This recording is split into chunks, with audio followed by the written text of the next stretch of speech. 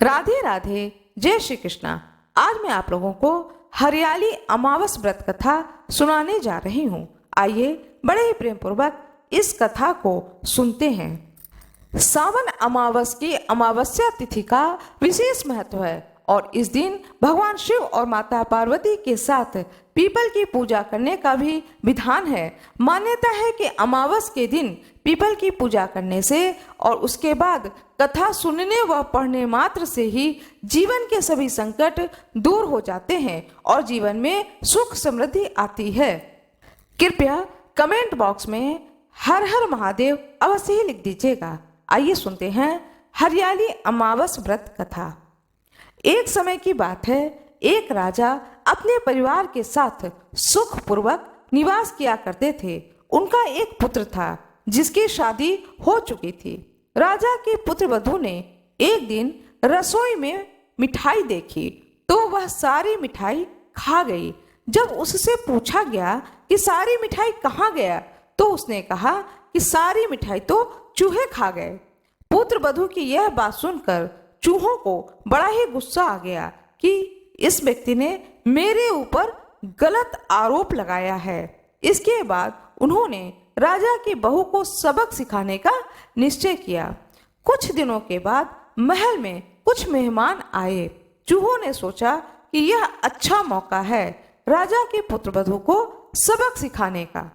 बदला लेने के लिए चूहों ने बहू की साड़ी चुराई और उसे ले जाकर के अतिथि के कमरे में रख दी।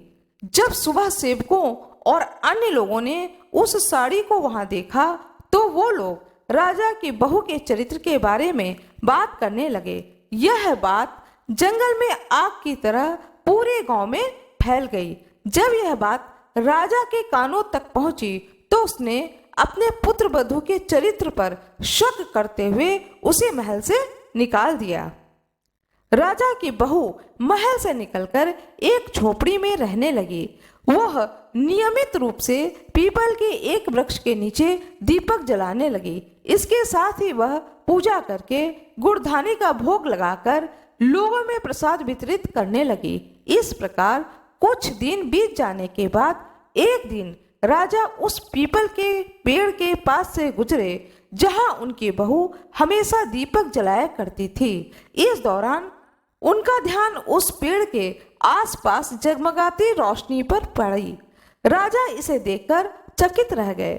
महल में वापस आने के बाद उन्होंने अपने सैनिकों से उस रोशनी के रहस्य का पता लगाने के लिए कहा। सैनिक राजा की बात को मानकर उस पेड़ के पास गए।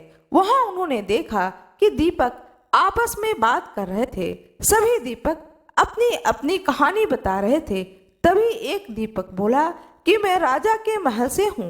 महल से निकाले जाने के बाद राजा के पुत्र वधू रोज मेरी पूजा करती है और मुझे प्रज्वलित करती है। आज सभी अन्य दीपक उससे पूछने लगे।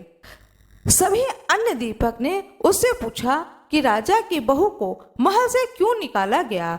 उसने बताया कि एक दिन उसने मिठाई खाकर चूहों पर झूठा नाम लगा दिया।